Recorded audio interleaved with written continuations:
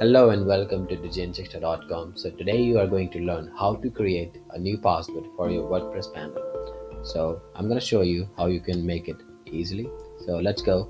You need to go to the user here, and after going to the user, you need to click on your profile.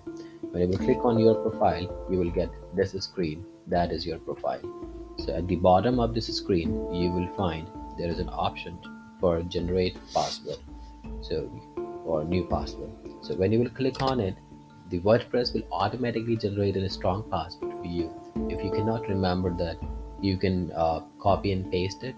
But if you want a password of your own, so what you need to do is you need to create your own password. So I'll create a password. So when it shows that strong password, that means that is strong and you can remember it easily because you have created that password. If you cannot, you can save it somewhere where you can easily get it back. So after making your password, what you need to do is you need to click on update profile, and the moment you will click on update profile, your password will be saved automatically. So this is something new you have learned today. To learn more about WordPress, keep watching us. Please subscribe this channel. That's it. Thank you. Bye.